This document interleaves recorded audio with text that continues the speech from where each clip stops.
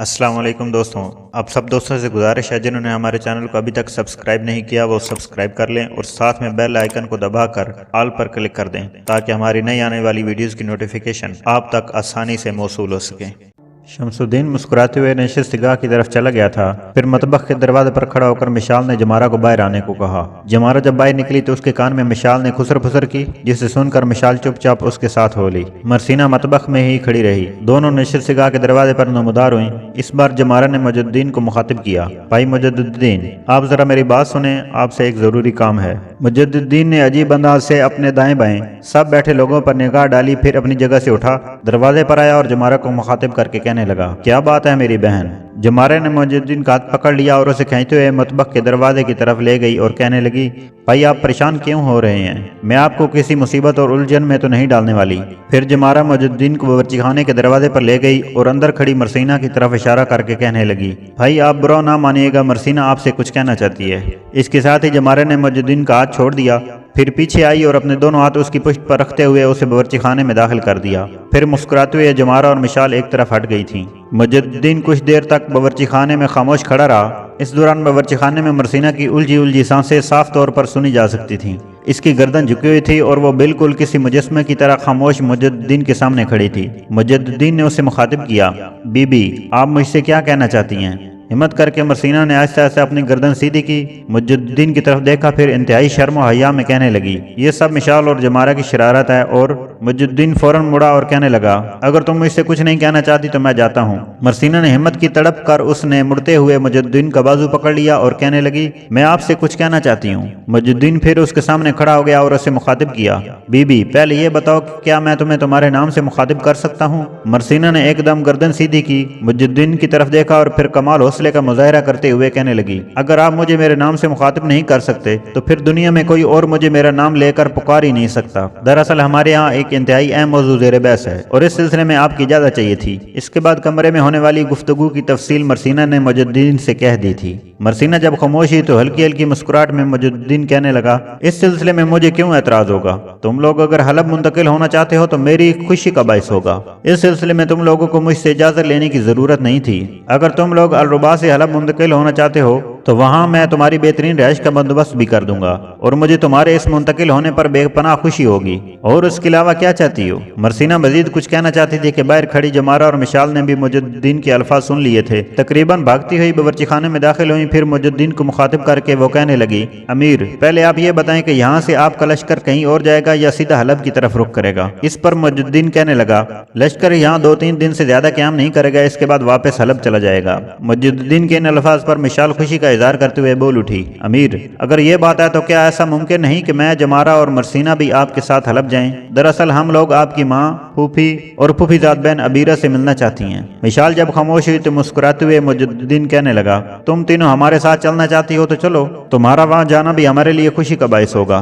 इस मौके पर बड़ी संजीदगी में मरसीना ने मुजद्दीन की तरफ देखा, फिर खदशा इजहार करते हुए कहने लगी, कहीं ऐसा ना हो कि वहाँ हमारा जाना आपकी माँ की नापसंदीदगी का बाइस बन जाए और मामला बनते बनते बिगड़ कर रह जाए। इस पर मुजद्दीन ने हल्का सा कहकर लगाया। इसका यह कहकर मरसीना को बेहद पसंद आया, इसलिए कि उसने पहली बार यूं मुजद्दीन को खुश होते हुए देखा था। फिर मुजद्दीन ने उसे मुखातिब किया, मरसीना बात यूं है कि तुम लोगों ने अभी तक मेरी माँ को देखा ही नहीं, ना उसके मिजाज का अंदाजा लगाया है। अगर तुम तीनों वहां जाती हो तो याद रखना कि वो ऐसी खुश होगी कि उसकी खुशी की कोई इंतहा ना होगी। बहरहाल अगर तुम तीनों जाना चाहती हो तो इस सिलसिले में मैं मोहतरम सिमरोन और कारलूस से बात कर लेता हूँ, हम तुम्हें अपने साथ ले जाएंगे। मरसीना चाहती थी कि मुजद्दीन कुछ देर और उसके पास बावर्ची खाने में रहे, लिहाजा उसे बातों में उलझाने के लिए वो फिर बोल पड़ी, क्या ऐसा मुमकिन नहीं कि आप खुद मेरे बाबा और ताया से बात करें। हम हलब जाने की बात करें तो हो सकता है वो टाल दें। अगर आप कहेंगे तो मुझे यकीन है वो कभी नहीं टालेंगे और उसी वक्त हमें आप लोगों के साथ भेजने पर रजामंद हो जाएंगे।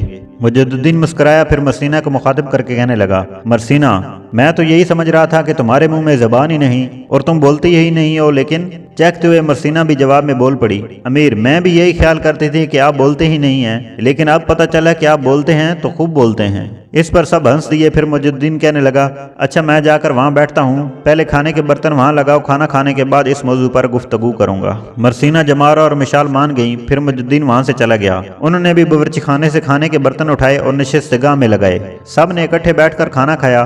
फिर जब मरसीना, जमारा और मिशाल तीनों बर्तन उठाकर बावर्ची खाने में रख आईं और दोबारा नशिस्तगाह में आकर बैठ गईं, तब सिमरून को मुखातिब करते हुए मुजुद्दीन बावर्ची खाने में होने वाली गुफ्तगू तफसील से कह दी थी। जवाब में सिमरून ने कुछ सोचा, फिर कहने लगा, अमीर मुजुद्दीन, लगता है आप हमारे सारे काम ही आसान करते जा रहे हैं। मेरे ख्याल में अगर आप इन तीनों को अपने साथ ले जाने पर रजामंद हैं तो इस बिल को भी अपने साथ ले जाएं। बाकी मैं और कारलूस दोनों रह जाएंगे। हम इस घर और इसके अंदर जो सामान है इसे बेचकर वहाँ आ जाएंगे। साथ ही मैं आपसे ये भी कहूँगा कि वहाँ हमारी रहायश के लिए कोई मकान भी तलाश कीजिएगा, ज्यादा महंगा ना हो। इस पर मुजुद्दीन फौरन सिमरून को मुखातिब करते हुए कहने लगा, आपको वहाँ मकान खरीदने की जरूरत नहीं पड़ेगी। दरअसल आप लोगों में से किसी ने भी हमारी रिहायश नहीं देखी हुई। हमारी रिहायश यूं जाने एक खुला और वसी अहाता है जिसके अंदर काफी फलदार दरख्त भी हैं, काफी जगह खुली पड़ी हुई है और पिछले हिस्से में जो रिहायश गाहें हैं वो 4-4, 5-5 कमरों पर मुश्तमिल हैं। एक में हम और हमारी माँ रहते हैं और दूसरे हिस्से में सिर्फ फूफी और उनकी बेटी रहती हैं। जिस मकान में आप बैठे हैं इसे बेचकर जब आप हलब पहुंचेंगे तो फूफी को हम अपने पास ले आएंगे, इसलिए कि खतलक और अबीरा की शादी के बाद फूफी वहाँ अकेली तो नहीं रह सकेगी। लिहाजा शादी से पहले ही हम फूफी को अपने यहाँ ले आएंगे। वो ऐसा जो 5 कमरों पर मुश्तमिल है बिल्कुल खाली हो जाएगा। दरअसल हमारा और फूफी का मकान यूं जाने एक ही खुले अहाते में है, जिसके आगे मैदान की सूरत में खुला सेंध है, जहाँ फलदार दरख्तों के अलावा अक्सर और बेशतर हमारी माँ और फूफी सब्जियां भी लगाती रहती हैं। हम तीनों चूंकि बाहर रहते हैं इसलिए इस काम में ज्यादातर अबीरा ही हमारी माँ और अपनी माँ की मदद करती है। कभी कभी अगर हालात ठीक ना हो तो सिर्फ मैं और खतला की लश्कर में शामिल होते हैं। शमसुद्दीन को हम घर छोड़ आते हैं। मुजुद्दीन जब खामोश हुआ तो सिमरून बोल पड़ा, मुजुद्दीन बेटे, मैं तुम्हारी इस तजवीज़ से इत्तेफाक नहीं करता, इसलिए कि तुम्हारी फूफी और उसकी बेटी को वहां से निकाल कर तुम्हारे यहाँ मुंतकिल करना एक बड़ा मायूब कदम होगा। और फिर ऐसा है कि शादी के बाद तुम तीनों भाई इस हिस्से में नहीं रह सकते। मैं चाहता हूँ कि शादी के बाद खतलक अपनी बीवी के साथ अपनी फूफी के यहाँ क़याम करे। ऐसी सूरत में रहायश का वो हिस्सा जहाँ तुम्हारी माँ रहती है वहाँ तुम और मरसीना, शमसुद्दीन और जमारा रह सकोगे। लिहाजा में अपनी रहायश का अलग एहतमाम करना होगा जहाँ मैं भाई कारलूस, इज़बर और मिशाल रह सकें। मुझे उम्मीद है कि मेरे बेटे, तुम भी और बाकी सब लोग मेरी इस तजवीज़ से इत्तफाक करोगे। इस मौके पर मुजुद्दीन ने कुछ सोचा।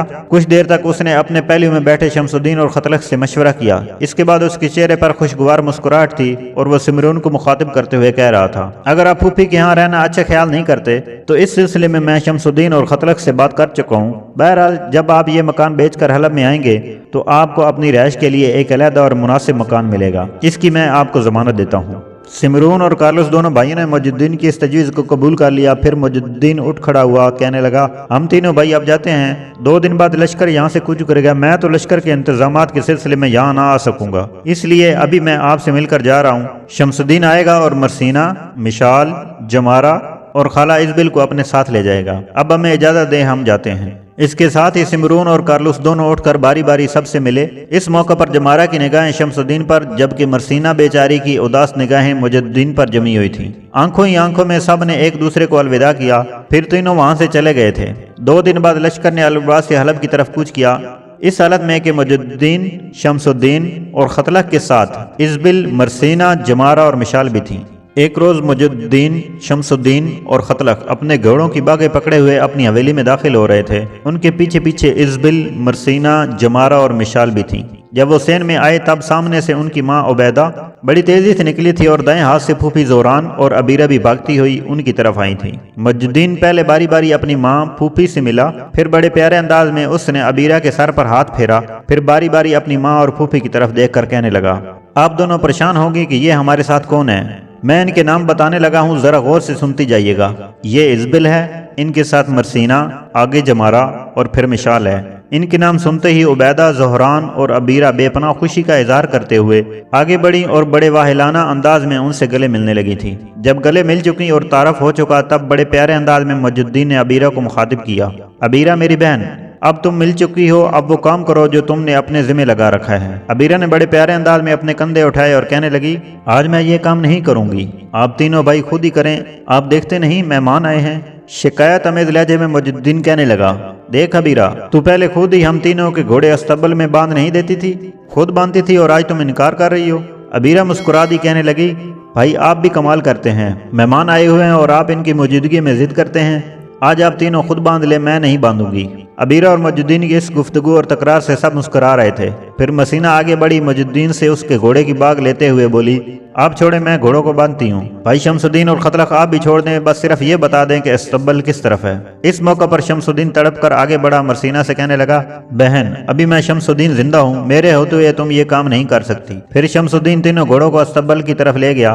बाकी सब हंसते मुस्कुराते नशिस्तगाह में जाकर बैठ गए थे। थोड़ी देर तक शमसुद्दीन भी घोड़ों को बांध कर वहां आ गया। इसको आने के बाद मजुद्दीन ने गुफ्तगू का सिलसिला शुरू किया और अपनी माँ और फूफी को मुखातिब करते हुए वो कह रहा था, माँ और फूफी, जो कुछ मैं कहने लगा हूँ वो गौर से सुनना। इन चारों को मैं अपने साथ लेकर आया हूँ। इनकी अपनी भी ख्वाहिश थी कि ये यहाँ हलब में रहें। दरअसल ये अल-रुबा का अपना मकान बेचकर मुस्तकिल तौर पर यहाँ रहायश रखना चाहते हैं। मोहतरम सिमरून और कारलूस तो वहीं रह गए, मकान बेचने के बाद वो भी यहाँ आ जाएंगे। उबैदा ने मुज्जिदीन को बात मुकम्मल ना करने दी। बेपनाह खुशी का इजहार करते हुए कहने लगी, बेटा ये तो बहुत अच्छा है, इस तरह ये हमारे करीब हो जाएंगे और हम लोग शादी के बाद अल-रुबा के चक्कर लगाने से भी बच जाएंगे।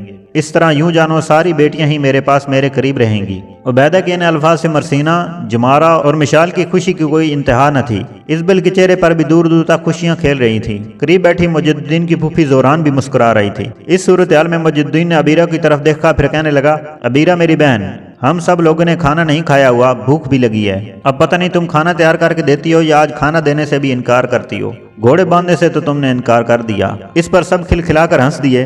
अबीरा अपनी जगह से उठी, बड़े प्यारे अंदाज में 2-3 बार उसने मुज्जिदीन के कंधे दबाए, फिर कहने लगी, भाई कैसी बातें करते हैं, क्या मैं आपका कहा टाल सकती हूँ? घोड़े तो मैंने इसलिए नहीं बांधे कि मैं इन लोगों के साथ रहना चाहती थी, आइंदा बांध दिया करूंगी। देखो कैसे जल्दी खाना तैयार करती हूँ।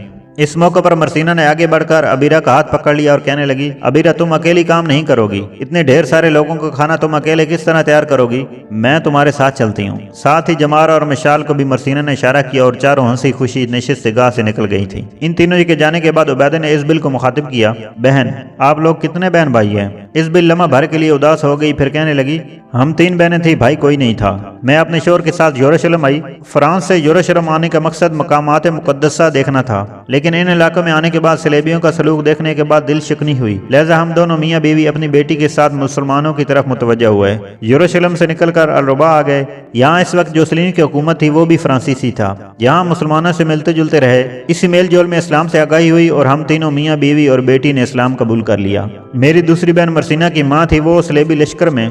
इस्बिल को रुक जाना पड़ा इसलिए कि उबैदा बोल पड़ी, आगे जो हालात है वो तुम बेशक ना बताओ, इसलिए कि मुज्जिदीन मुझे बता चुका है कि मरसीना और मिशाल के अलखाना सफर कर रहे थे कि इन दोनों की माँ, एक बहन और 2 भाई मारे गए और ये तीनों बाप बेटियां बचे और तुम्हारे पास क्याम कर लिया। ये कहो कि तुम्हारी तीसरी बहन कहाँ है और उसके अलखाना कितने हैं? लम्हा भर के लिए इस्बिल उदास हो गई, कहने लगी, हम दोनों बहनों के शोहर भी आपस में भाई हैं। हमारी तीसरी बहन की शादी भी हमारे एक अजीज से हुई थी, लेकिन इसकी बदकिस्मती थी कि वो एक बच्ची की पैदाइश के बाद दोनों मियाँ बीवी एक हादसे में मारे गए। यह यूं जानो कि मेरी बहन के मियाँ की कुछ लोगों से अदावत थी, उन्होंने दोनों मियाँ बीवी को हलाक कर दिया। उबैदा ने बड़े दुख के इजहार में पूछ लिया, और तुम्हारी इस तीसरी बहन की जो तुम कह रही हो कि बेटी हुई थी वो किधर गई? इस्बिल ने फिर कुछ सोचा और कहने लगी, वो मिशाल है। इस इंकशाफ पर सब चौंक से पड़े थे। तो क्या तुम्हारा मतलब है कि मिशाल मरसीना की सगी बहन नहीं? इस्बिल ने नफी में सारे लाया और कहने लगी, दोनों एक दूसरे को सगी बहनें ही समझती हैं, लेकिन हकीकत में सगी बहनें नहीं। जिस तरह जमारा इन दोनों की खालाजादा है, इसी तरह मरसीना और जमारा की मिशाल भी खालाजादा है। क्योंकि बचपन ही में जब ये छोटी सी थी तो इसके माँ बाप मर चुके थे। मेरी बहन और कारलूस ने इसकी परवरिश की। जब ये बड़ी हुई तो मरसीना ने इसे संभाल लिया। यूं जानो इसकी देखभाल और इसकी परवरिश करने वाली मरसीना है और वो जुनून की हद तक प्यार और मोहब्बत करती है। मरसीना को अगर कांटा भी चुभ जाए तो मिशाल यूं महसूस करती है जैसे उसे किसी ने तलवार से ज़िबा कर दिया हो। दोनों को प्यार और मोहब्बत की ये हद है कि जवान हो चुकी हैं, लेकिन अब भी दोनों बहनें इकट्ठी होती हैं। इस मौके पर उबैदा ने कुछ सोचा, फिर शमसुद्दीन को मुखातिब करके कहने लगी, शमसुद्दीन मेरे बेटे जरा अबीरा को बुला कर लाओ। शमसुद्दीन फौरन उठा और बाहर निकल गया। थोड़ी देर बाद लौटा, उसके साथ अबीरा थी। उबैदा की तरफ देखकर कहने लगी, माँ आपने मुझे बुलाया? उबैदा ने बड़े प्यार से अबीरा को मुखातिब किया, मेरी बच्ची इस्बिल सफर से आई है, थकी आ रही है, इसे अपने साथ लेकर जाओ, इसका मुंह हाथ धुलवाओ, फिर खाना तैयार हो जाएगा और इकट्ठे बैठकर खाना खाते हैं। इस्बिल चुपचाप उठ खड़ी हुई और अबीरा उसे अपने साथ ले गई। मुज्जिदीन ने इस मौके को गनीमत जाना। जब इस्बिल और अबीरा इस कमरे से निकल गई तब वो अपनी माँ को मुखातिब करके कहने लगा, माँ अब जबकि इस्बिल, मरसीना, जमारा और मिशाल यहाँ नहीं है آپ ہیں، پھوپھی ہے، شمسدین اور خطلق بھی ہے، تو میں آپ اور پھوپھی کے ساتھ ایک انتہائی اہم موضوع پر بات کرنا چاہتا ہوں۔ اس سلسلے میں پہلے میں دونوں بھائیوں سے مشورہ کر چکا ہوں، انہوں نے میری تجویز سے اتفاق کیا ہے۔ معاملہ کچھ یوں ہے کہ سمرون اور کارلوس اپنی بیٹیوں اور اسبل کے ساتھ سب کچھ وہاں بیچ باچ کر یہاں رہنا چاہتے ہیں، یہ میں پہلے بھی آپ کو بتا چکا ہوں، اور یہاں اور کوئی مکان خریدنا چاہتے ہیں۔ مجھے کہا تھا کہ میں کوئی مکان ان کی آمد سے پہلے تلاش کر کے رکھوں، لیکن ماں ہم تینوں بھائیوں نے مشورہ کیا تھا کہ ہمارے پاس اتنا وسیع احاطہ ہے، اپنے بڑے وسیع احاطے میں اگر ہم تیسرا مکان بنا لیں تو ماں میرے خیال میں ہمارے اتنے بڑے احاطے پر کوئی فرق نہیں پڑے گا، لیکن ماں یہ سب کچھ تمہاری اور پھوپھی کی اجازت کے بنا نہیں ہو سکتا۔ مجد الدین جب خاموش ہوا تو اس کی پھوپھی زہران مسکراتے ہوئے اس کی طرف دیکھ رہی تھی، تاہم عبیدہ تھوڑی دیر تک تیز نگاہوں سے اسے گھورتی رہی، کہنے لگی، مجد الدین لگتا ہے تم کچھ تبدیل ہوتے جا رہے ہو، بیٹے ذرا اپنے ماضی پر نگاہ دوڑاؤ، تم نے کوئی کام کرنے کا ارادہ کیا ہو تو اس پر تمہاری ماں اور پھوپھی نے انکار کیا ہو، آج پھر تم نے یہ ہم سے پوچھ کر کوئی قدم اٹھانے کا کیسے سوچ لیا؟ بیٹے میں جانتی ہوں تم کوئی غلط قدم نہیں اٹھاؤ گے، اگر تم ان کے لیے اپنے احاطے میں مکان بنوانا چاہتے ہو تو بیٹے مجھے اور تمہاری پھوپھی کو کیا اعتراض ہو سکتا ہے، بلکہ ہم دونوں خوش ہوں گی کہ وہ بھی ہمارے قریب بلکہ ہمارے درمیان رہیں گے۔ مجد الدین نے بڑے پیارے انداز میں اپنا سر عبیدہ کے کندھے پر رکھ دیا، پھر کہنے لگا، نہیں ماں، معاملہ ایسا تھا کہ اس سلسلے میں مجھے تمہاری اور پھوپھی کی اجازت کی ضرورت تھی، سو میں نے مانگی۔ میں آپ دونوں کا شکر گزار ہوں کہ آپ دونوں ہم تینوں بھائیوں کی تجویز سے اتفاق کرتی ہیں۔ مجد الدین کی اس گفتگو کے جواب میں عبیدہ کچھ کہنا چاہتی تھی کہ شمس الدین بول اٹھا، ماں اس موقع پر میں بھی کچھ کہنا چاہتا ہوں۔ عبیدہ کی بجائے اس کی پھوپھی زہران بول پڑی، تم بھی کہہ لو بیٹے، کیا کہنا چاہتے ہو؟ ہم تو تم سب کی باتیں سن سن کر ہی جی رہے ہیں۔ اس پر شمس الدین مسکراتے ہوئے بول پڑا، ماں اور پھوپھی دونوں یہ بتاؤ کہ یہ مرسینہ اور جمارہ آپ کو کیسی لگیں؟ شمس الدین کے اس سوال پر زہران اور عبیدہ کھلکھلا کر ہنس دی تھی، پھر بے پناہ خوشی کا اظہار کرتے ہوئے عبیدہ کہنے لگی، ان دونوں کا جو نین نقشہ میں نے اپنے ذہن میں بنا رکھا تھا، خدا کی قسم یہ اس سے بھی کہیں زیادہ خوبصورت اور پرکشش نکلی۔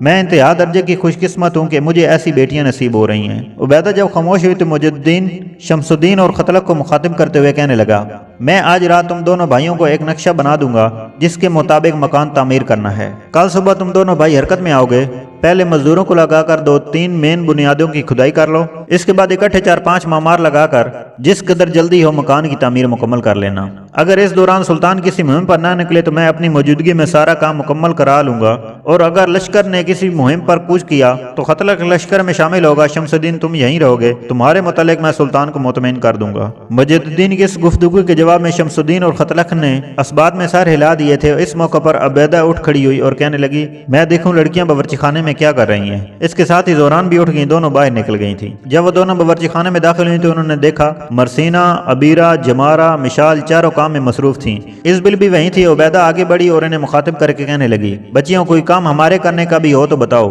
اس پر سب چونک سی پڑی۔ سب سے پہلے مرسینہ عبیدہ اور زہران کے قریب آئی اور بڑے پیار اور بڑی ارادت مندی میں ان دونوں کو مخاطب کرتے ہوئے کہنے لگی، جب ہم چاروں لگی ہوئی ہیں تو آپ کو زحمت کرنے کی کیا ضرورت ہے؟ عبیدہ نے بڑے پیار اور شفقت میں مرسینہ کے سر پر ہاتھ رکھا اور کہنے لگی، میری بیٹی سدا خوش رہو۔ ایک بات یاد رکھنا، میرے جس بیٹے کا تم نے انتخاب کیا ہے وہ تمہیں بہت خوش اور آسودہ رکھے گا۔ مرسینہ مسکرا دی، کہنے لگی، اگر آپ برا نہ مانے تو آج کے بعد میں آپ دونوں کو ماں کہہ کر مخاطب کر لیا کروں، اس لیے کہ میری اور مشال دونوں کی ماں مر چکی ہے، اب آپ ہی ہماری مائیں ہیں۔ عبیدہ نے فرتے جذبات میں مرسینہ کو اپنے ساتھ لپٹا لیا، اس کی پیشانی چومی، قریب ہی کھڑی مشال کو بھی بازو سے پکڑ کر قریب بلایا، اسے بھی اپنے گلے سے لگا کر پیار کیا، پھر کہنے لگی، تم دونوں آج سے مجھے اور زہران دونوں کو ماں کہہ کر مخاطب کرو گی اور ہم دونوں حقیقی معنوں میں تم دونوں کی مائیں ثابت ہوں گی۔ عبیدہ کے ان الفاظ سے مرسینہ اور مشال خوش ہو گئی تھی۔ پھر مرسینہ کہنے لگی، اب تینوں نشستگاہ میں جا کر بیٹھیں، بس کھانا تیار ہونے والا ہے، ابھی تھوڑی دیر تک ہم لے کر آتی ہیں۔ اسبل، عبیدہ اور زہران تینوں نشستگاہ میں چلی گئی تھی۔